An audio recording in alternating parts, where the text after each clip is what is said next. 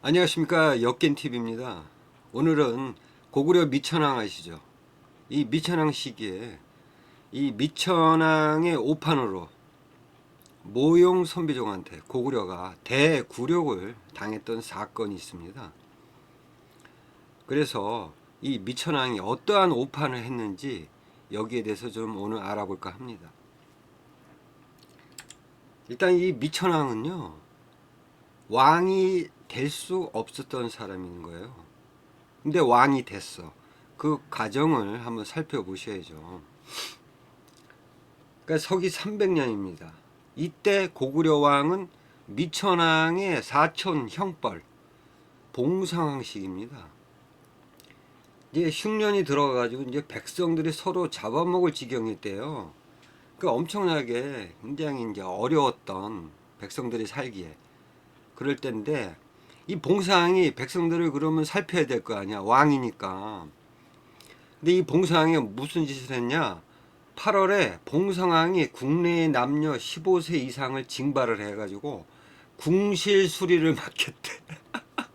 지금 백성들을 굶어 죽일 지경인데 궁실을 증축을 했다는 거야.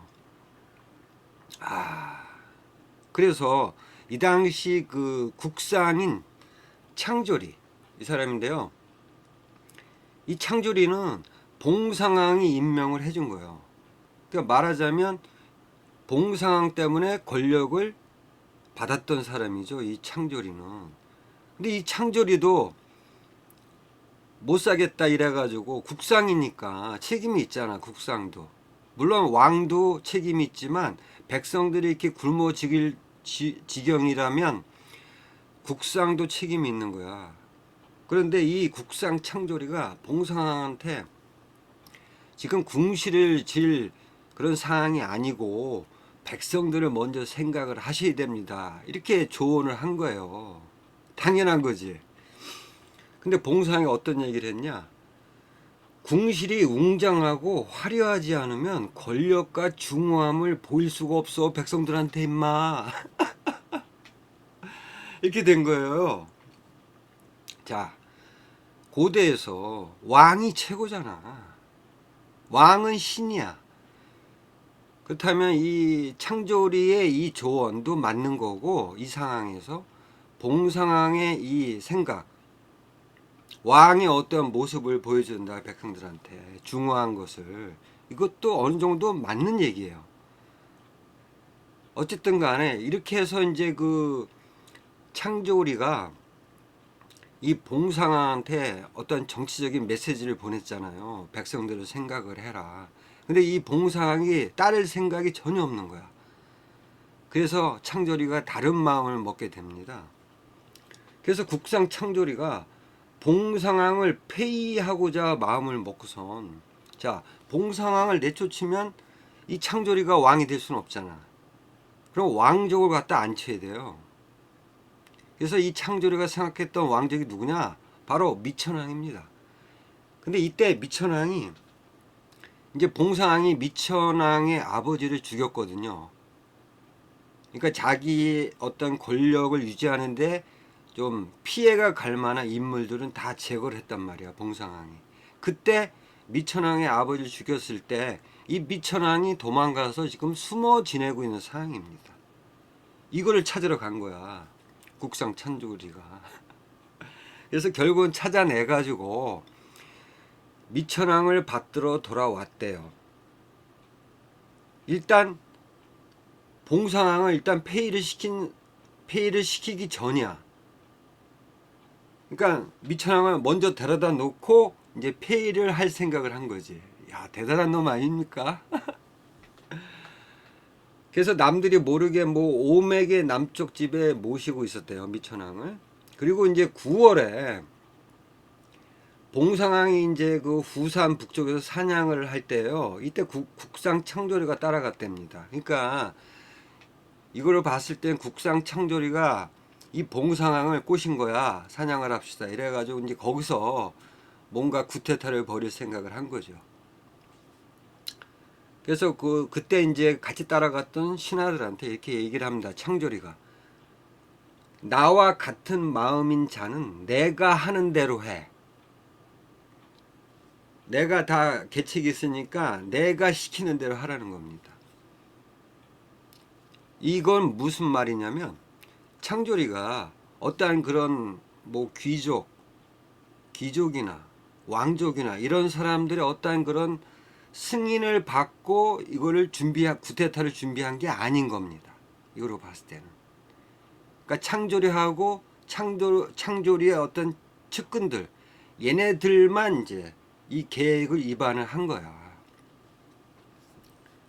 그래서 봉상왕을 폐위를 하게 가지고 별실에 가둬뒀답니다. 그랬더니 뭐 기록상으로는 이때 봉상왕이 자살을 했다는데 제가 볼 때는 죽였다고 봐요. 무슨 자살을 하냐고. 그리고 이 봉상왕은 폭군이었잖아요. 폭군들은 자살하지 않습니다. 그래서 미천왕을 왕위에 오르게 했다는 겁니다. 자, 여기서 중요한 게 뭡니까? 미천왕은 왕이 계승해서 멀어져 있었던 사람인데 이 창조리의 추대로 왕이 된 거예요.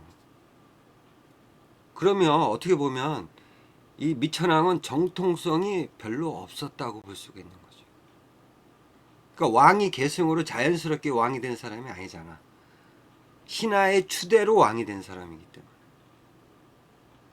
자, 이렇게 이제 창조리 추대로 미천왕이 왕이 됐어요.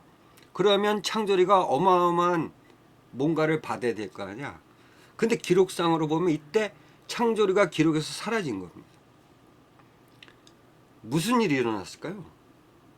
창조리 추대로 미천왕이 왕이 됐잖아. 근데 창조리는 기록에 사라졌어. 기록에서 사라졌다는 건 뭡니까? 죽었다는 거죠. 그렇다면 이 미천왕이 죽였을까? 창조리를? 그 가능성이 크다고 봅니다. 그러니까 자 보세요. 창조리에 의해서 미천왕이 왕이 됐지만 자 기본적으로 창조리가 봉상왕을 뭐 자살을 시켰다는데 제가 볼 때 죽였거든요. 자 봉상왕이 누굽니까? 물론 봉상왕하고 미천왕과의 사이가 좋지는 않지만 이 큰 틀에서 보면은 왕족이었잖아. 서천왕의 어떤 그 손자, 서천왕의 손자들을 이었단 말이죠. 근데 어차피 서천왕 개야. 봉상왕이든 미천왕이든 그죠? 근데 이 서천왕 개인 봉상왕을 이 창조리가 신하가 죽였어요. 이거는 역적인 겁니다. 애매하시죠?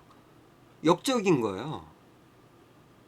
그러니까 왜 그러냐면 앞에서 말씀드렸다시피 창조리가 구테타를 벌일 때 나와 같은 마음인 자는 내가 하는 대로 해라. 여기서 제가 말씀을 드렸잖아요. 창조리의 독단적인 생각이었다는 겁니다. 이러면 안 돼요. 구테타는. 누구로부터 승인을 받아야 됩니까? 고구려 왕족으로부터 승인을 받고 일처리가 돼야 되는 거예요.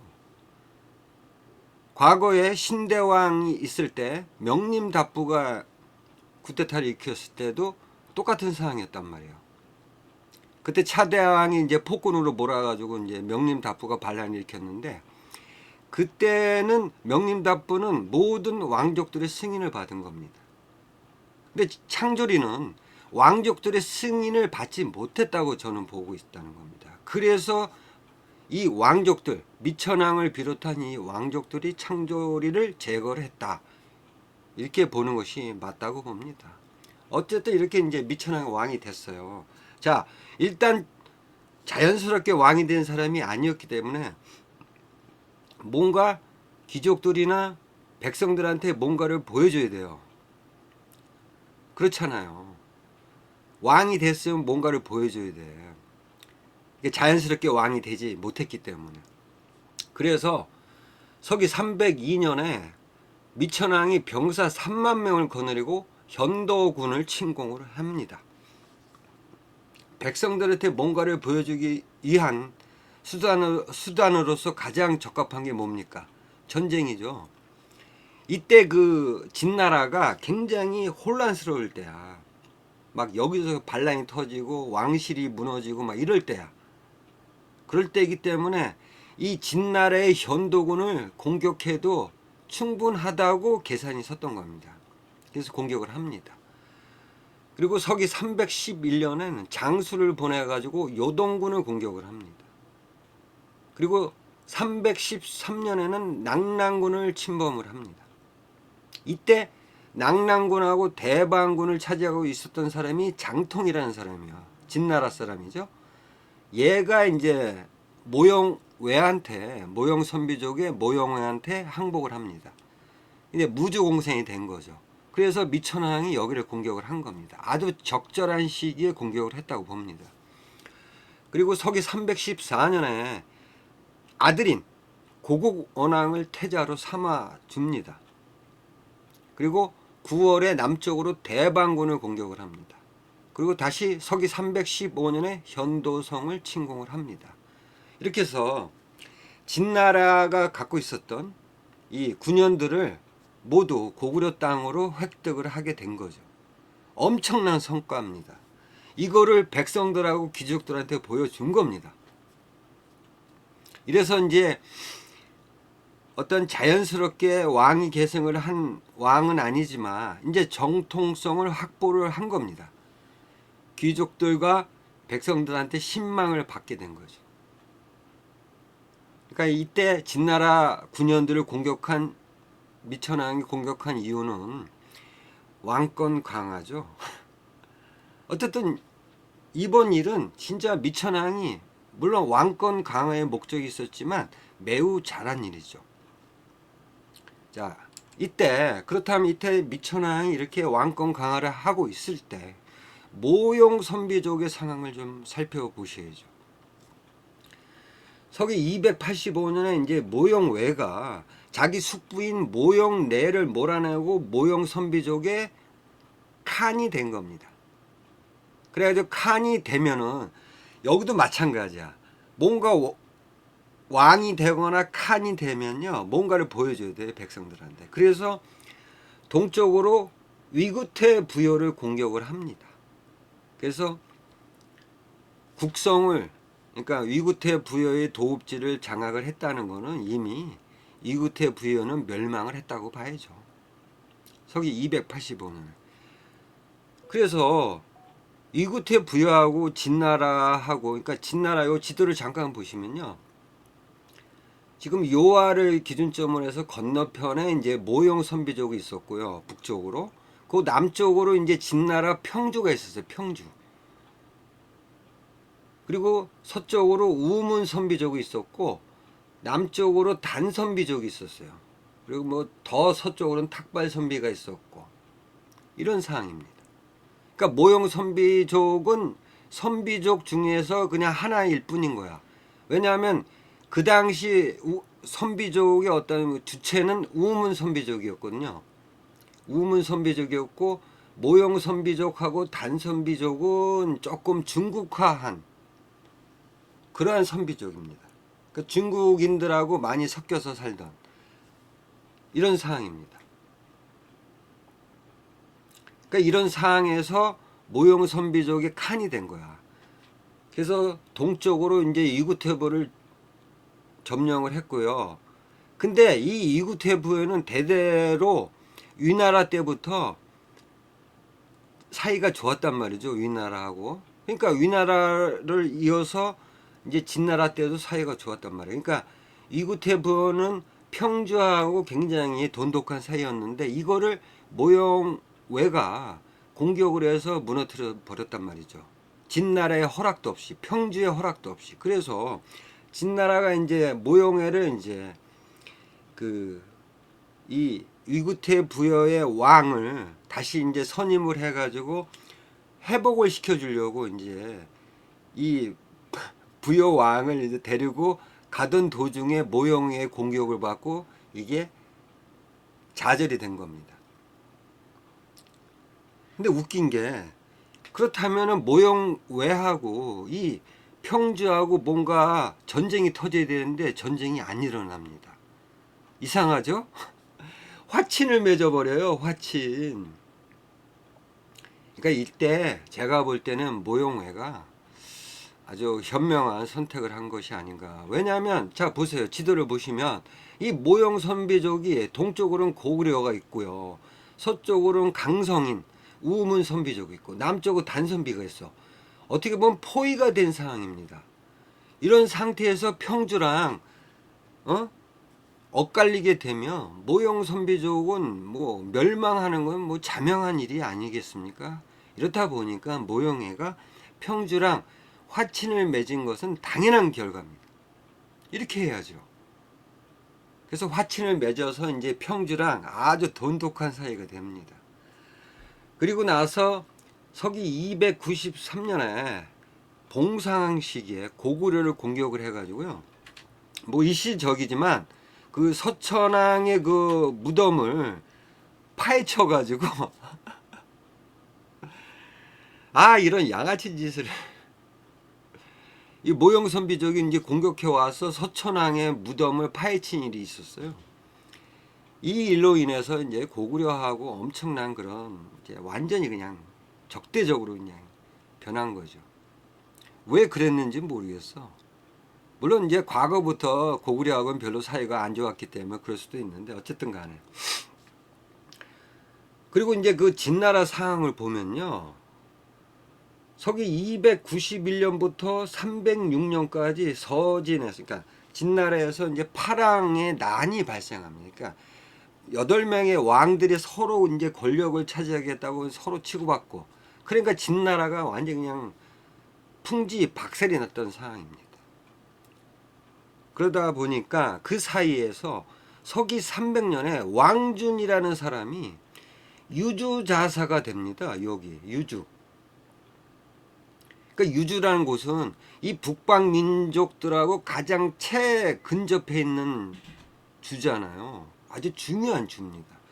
그리고 이 북방 민족들하고 어떤 관리라든지 이 사람들하고 어떤 교류 하다 보니까 굉장히 큰, 북방에서는 가장 큰 주라고 보면 됩니다.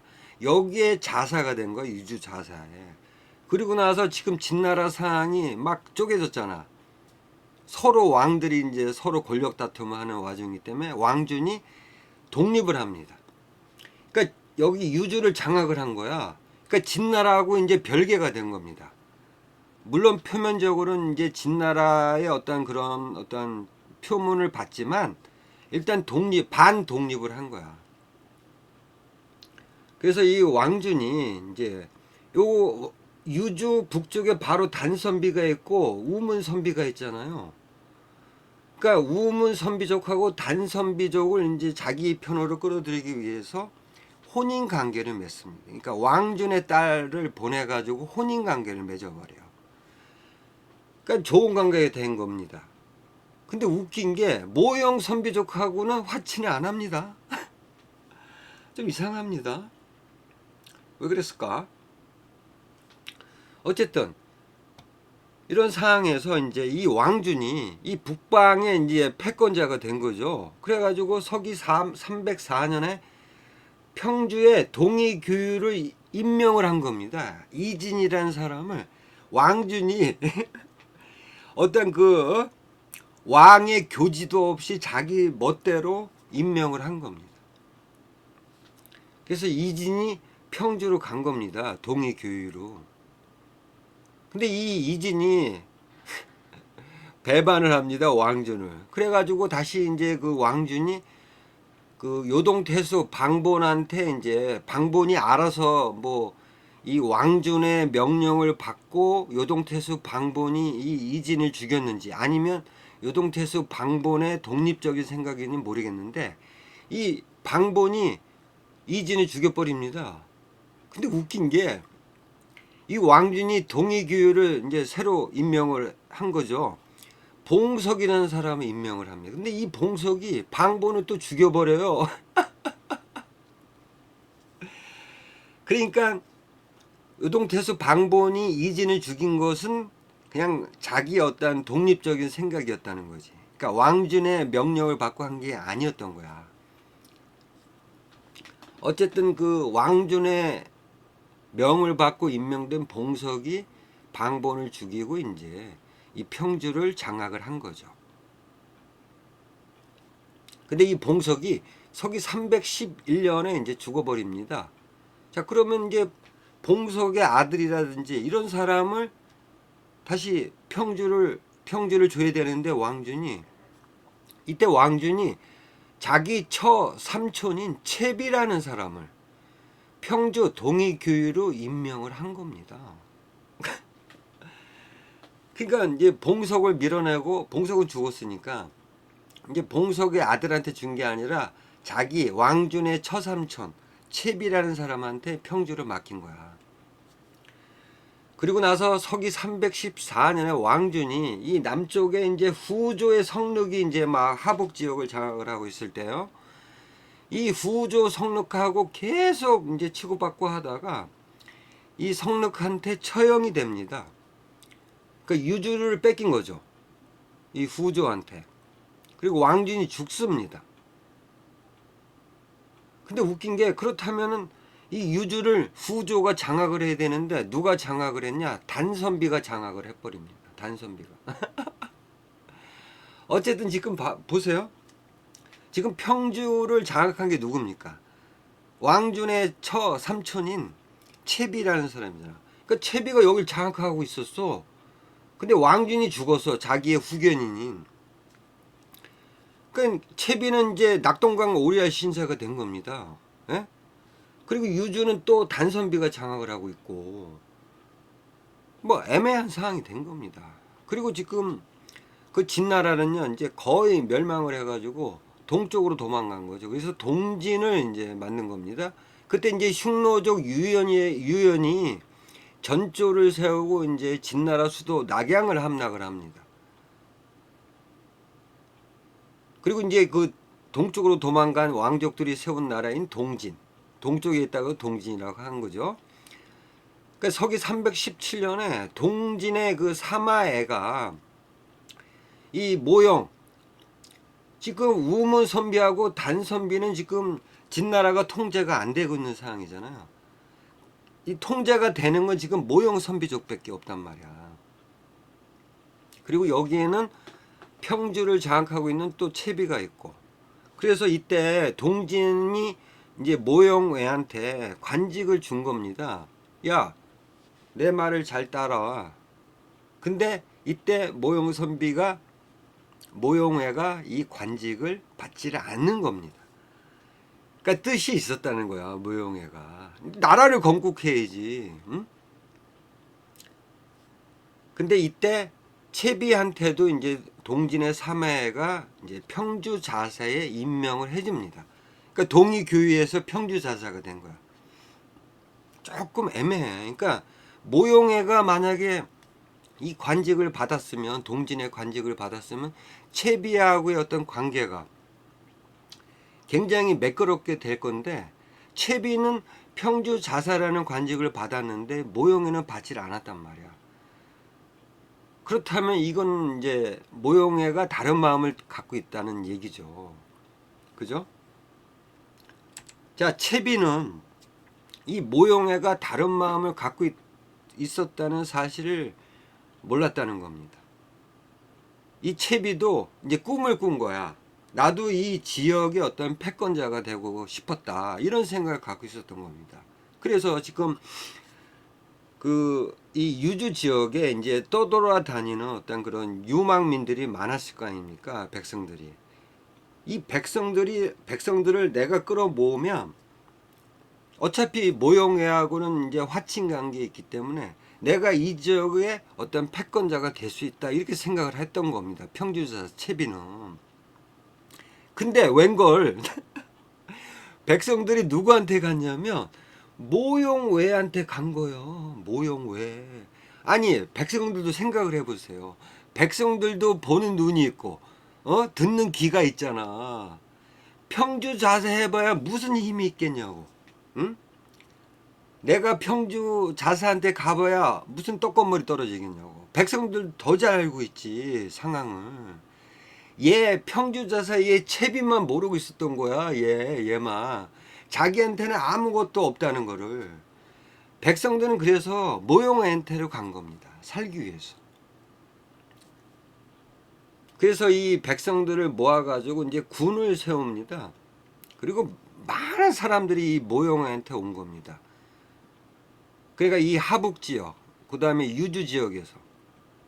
그래서 뭐 하동의 배영, 뭐 대군의 노창, 부평의 양탐을 참모로 삼고 발해군의 봉추하고 봉역을 중심으로 삼았대요. 그러니까 이거를 봤을 때 이때 모용애가 이제 기본적으로 나라를 건국할 생각을 갖고 있었는데 이렇게 중국에 명망 있는 사람들이 모용애로 왔기 때문에 뭐 이미 나라가 만들 수 있는 기반이 된 겁니다.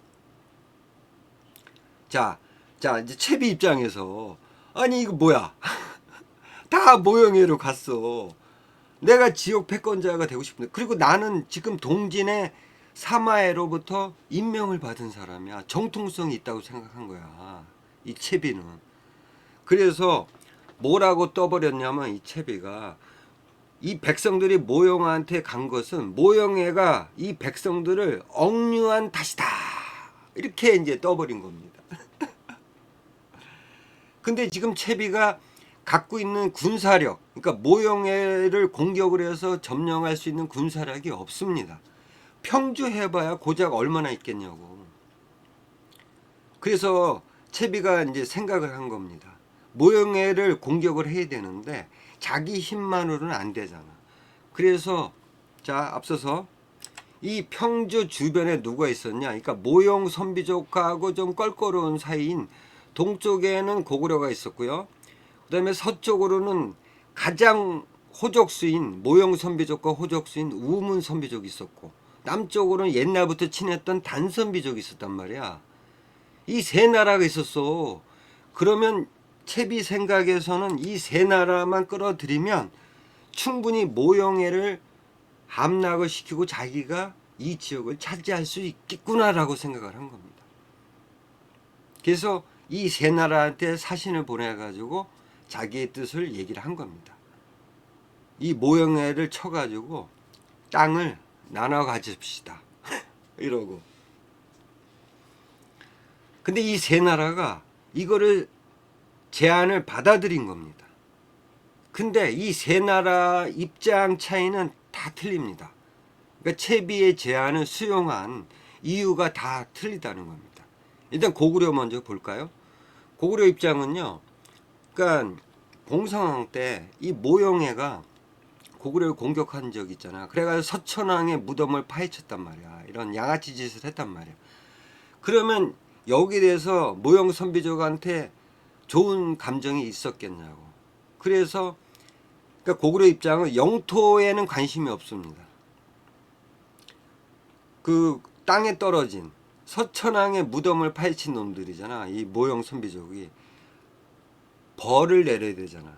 그런 입장인 거야. 그러니까 영토보다는 어떤 그 고구려에 떨어진 어떤 그 자존심 회복 이런 입장에서 이제 그 채비의 제안을 받아들인 겁니다. 자, 우문 선비 볼까요? 얘들은 뭐 과거부터 계속 모형 선비족하고 계속 싸웠기 때문에 얘들은 무조건 오케이지. 우문 선비족은 뭐 볼 거 없습니다.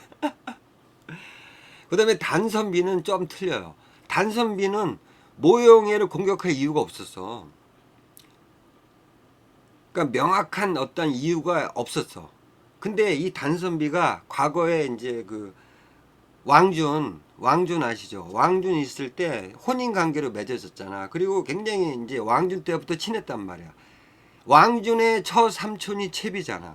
이 채비의 부탁을 안 들어줄 수가 없는 거야. 물론 이제 모형 선비족하고 관계는 뭐 좋지는 않았지만 그렇다고 해서 공격할 이유는 없었거든, 단선비는. 근데 이 과거 왕준과의 어떤 친분 때문에 이 채비의 그 제안을 수용을 한 겁니다. 다 틀린 겁니다. 삼국이 이 채비의 제안을 수용했지만 다 입장은 다 틀린 거야. 이거를 모형 선비의 선비족의 모형외가 알아차린 겁니다.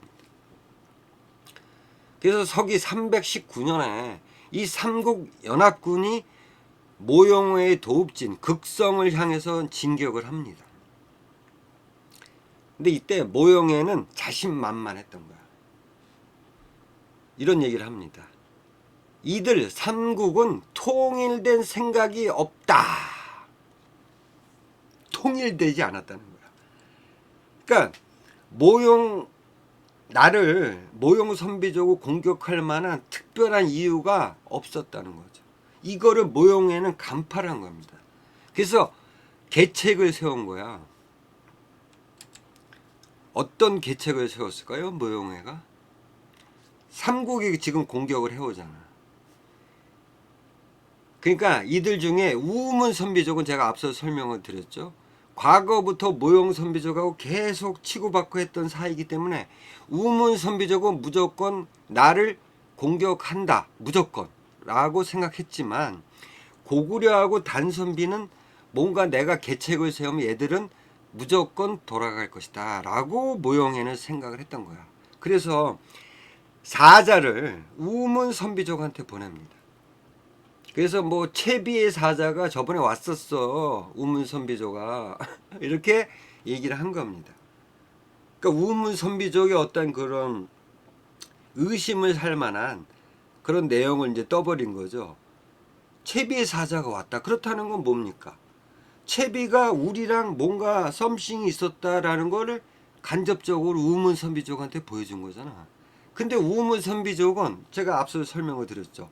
과거부터 계속 싸웠던 사이이기 때문에 아무리 이렇게 의심이 들어도 무조건 공격을 한다는 거야. 자, 이거를 그러니까 모용외가 우문 선비족한테 사자를 보냈던 이거를 단선비하고 고구려가 알아버린 거야. 그러면 이들은 어떻게 생각할 거야, 이거를? 모용애가 우문 선비족한테만 사자를 보냈다. 그러면 고구려하고 단선비족의 입장에서는 이걸 어떻게 생각하냐면 의심이 들 밖에 없잖아. 그러니까 모용 선비족하고 우문 선비족의 화해를 한 거 아닌가? 이러고. 그래가지고 이게 의심이 드니까 가뜩이나 이게 뭐 모용애를 꼭 진짜 죽을 만큼 싫어해가지고 공격을 해야 될 그런 목적으로 온 것이 아니기 때문에 이 고구려하고 단선비족은 철수해버립니다. 바로. 그러면 이제 우문 선비족만 남았잖아. 두 나라가 다 돌아가 버렸으니까. 근데 우문 선비족은 무조건 공격한다는 마음을 먹고 지금 출정을 한 거잖아. 그래서 이런 얘기를 합니다. 우문 선비족이. 두 나라가 비록 돌아갔으나 우리는 응당 단독으로라도 모용애를 공격할 거야. 이겼을까요? 이미 모용애는 물론 두 나라를 이제 계책으로 돌려보냈지만 군사력도 있었단 말이야. 이미 이 우문 선비족을 격파할 뭔가 계책이 있었던 거야. 그래서 우문 선비족이 대패를 합니다. 자, 우문 선비족이 대패를 했어. 그럼 이제 모용애가 누구를 이제 공격을 해야 돼? 이 일을 꾸민 평주자사 채비를 공격을 해야죠. 그러면 자 우문 선비족이 대패를 했고 고구려하고 단선비는 중간에 돌아갔어. 그러면 이거를 채비가 몰랐을까요? 알았겠죠. 야, 이제 다음은 내 차례야. 그래서 채비가 사신을 보냅니다. 그러니까 조카를 보낸 거야, 모용애한테. 아유, 그 우문선비족을 이겼다며, 아 축하해 이러고 깽깽깽한 거죠. 그러니까 나 좀 봐줘 이런 거죠. 근데 모용애가 채비를 살려둘 것 같냐고. 왜 그러냐면 모용애는 큰 뜻이 있잖아. 나라를 건설해야 돼. 채비 같은 거는 저거는 없애버려야 돼. 이런 일을 꾸미지 않더라도 평주는 무조건 모용애가 나중에 장악을 해야 될 지역이야. 근데 명분이 있었잖아. 채비가 이런 일을 꾸몄잖아. 그럼 당연히 죽여야죠. 그래서 모용애가 야, 너 돌아가서 채비한테 얘기해. 두 가지 방법 가르쳐 줄게. 도망가거나 바로 항복해 이러고 그랬더니 채비는 어떻게 했을까요? 항복을 했을까요? 도망갑니다. 채비도 이거 항복했다가 또 죽일 것 같으니까 그래서 고구려로 도망간 거야.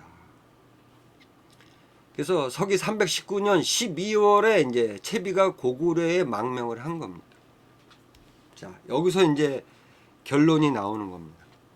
이때 미천왕은 어떻게 대응을 해야 됩니까? 여러분 생각을 해보세요. 채비가 고구려로 왔잖아. 근데 모용에는 채비를 잡아야 돼.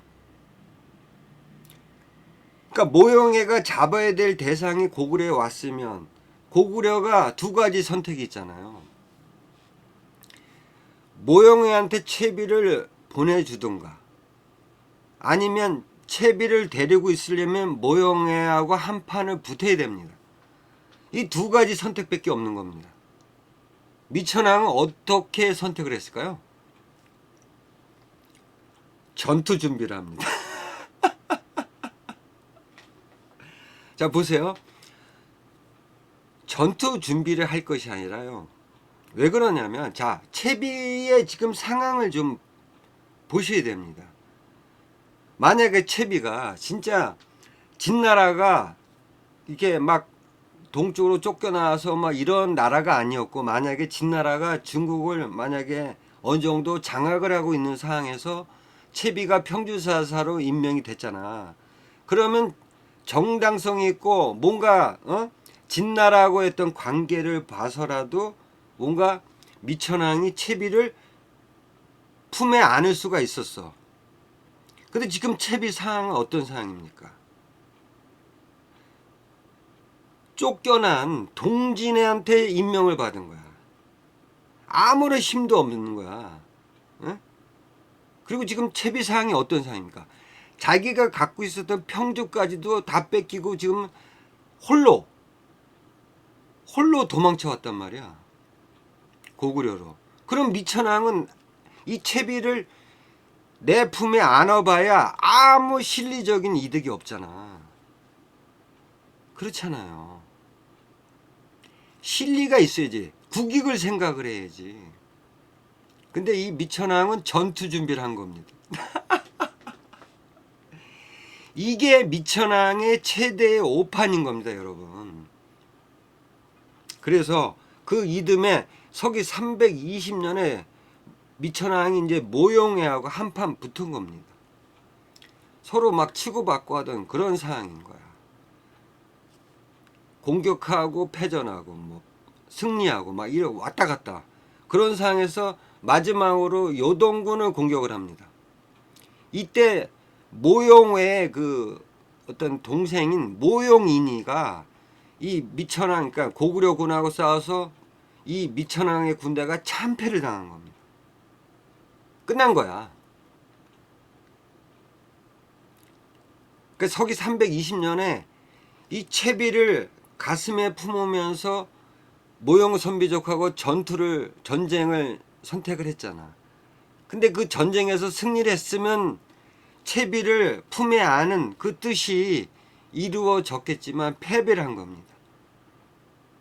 실리도 잃고 명분도 잃어버린 겁니다. 이런 오판을 미천왕이 한 거예요.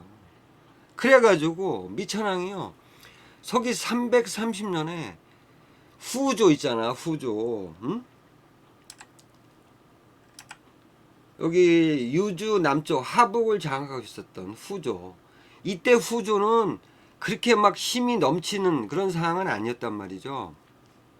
어쨌든 간에 이 후조한테 사신을 보내가지고 화친 관계를 맺습니다. 왜 그러냐면 이제 모용 선비족한테 이제 뭔가 공격을 계속 받아야 되기 때문에 뭔가 그 이 뒷면에 후방에 뭔가 그 응원군을 만들 생각을 한 거죠. 에?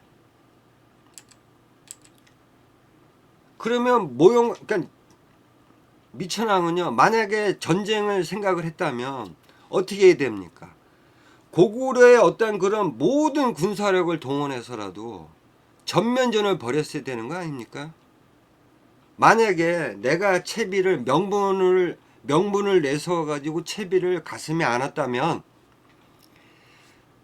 모형 선비족이 어떤 나라입니까? 지금 요소 지역을 장악하고 엄청난 지금 중국인들하고 화합을 해가지고 엄청난 국력이 상승했던 그런 모형 선비족인데 거기다가 우문 선비족까지 대패를 시킨 그런 나라잖아. 그런 나라하고 전쟁을 하려면 이 고구려의 모든 거를 끌어모아야 되는 거 아닙니까?